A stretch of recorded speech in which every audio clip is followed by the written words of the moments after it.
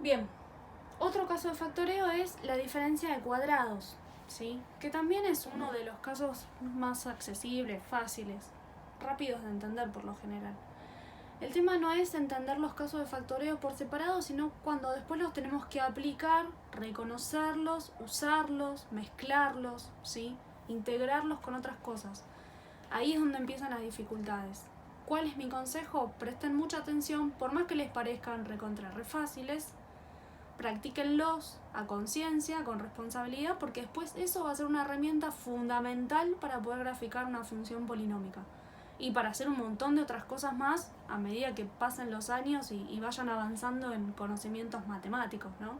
Y para el que quiere seguir en alguna carrera que tenga que ver con matemática, esto es, pero no sé, como el Padre Nuestro, chicos, lo tenemos que saber. A todos los casos de factoreo. Bien, entonces, diferencia de cuadrados. El año pasado el año pasado estuvieron viendo operaciones con polinomios. Multiplicaron, dividieron, sumaron, restaron. Y habían dos multiplicaciones que eran especiales, por decirlo de alguna manera, ¿sí? ¿Por qué? Porque su resultado respondía siempre a una misma fórmula. Una era el cuadrado de un binomio y la otra era la diferencia de cuadrados, ¿sí?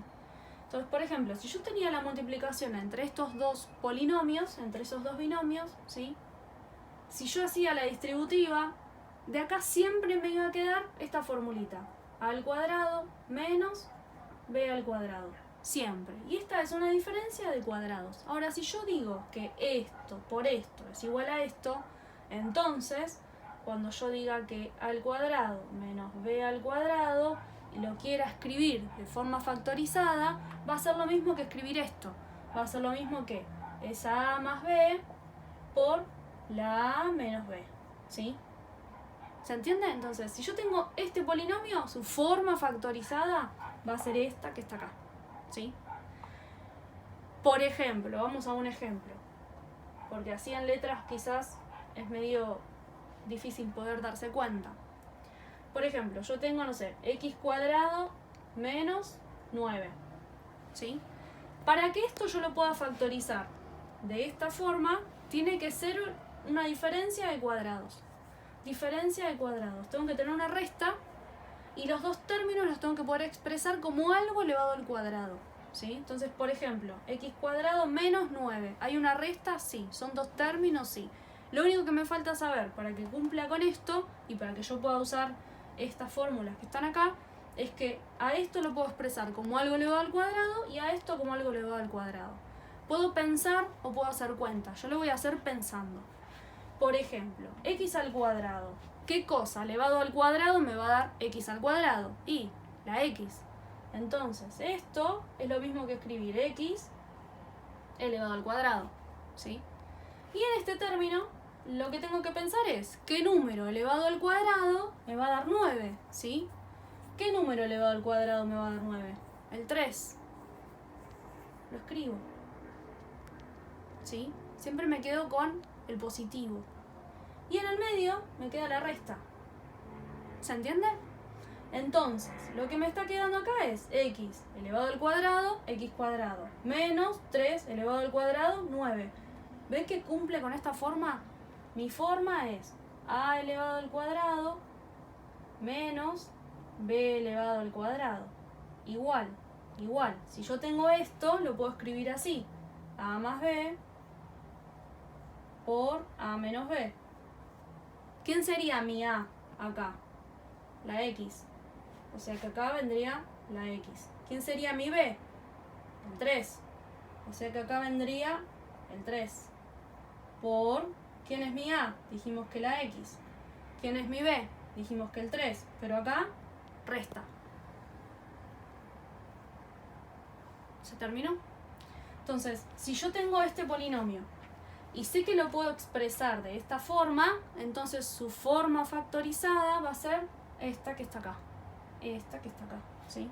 Hacemos otro ejemplo más, como para que vean que no es difícil, ¿sí? Que es fácil. Por ejemplo, no sé, tengo f de x igual a x al cuadrado menos 25.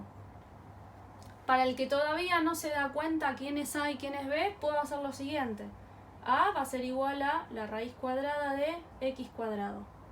Y B va a ser igual a la raíz cuadrada de 25. ¿Quién es la raíz cuadrada de x al cuadrado? La x. ¿Quién es la raíz cuadrada de 25? El 5. ¿Sí? Perdón, esto no se tacha. Me emocioné. Va a ser 5. ¿Sí? Entonces, ¿quién es mi A? A vale x. ¿Quién es mi B?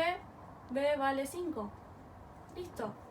¿Pude encontrar la raíz cuadrada de este y la raíz cuadrada de este? Sí. Entonces, decir que f de x es igual a x cuadrado menos 25 va a ser lo mismo que decir,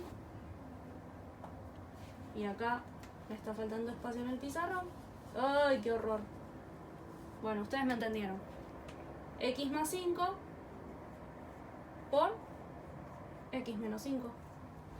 A y B.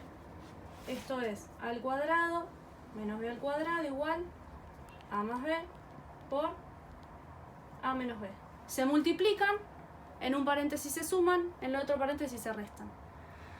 Si acá tuviera, no sé, un número que no lo puedo expresar como algo elevado al cuadrado, entonces no puedo factorizarlo de esta forma.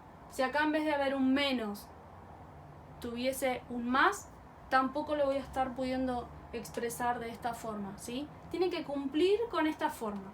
Algo elevado al cuadrado menos algo elevado al cuadrado, ¿sí? Y lo puedo factorizar así, de esa manera. Listo.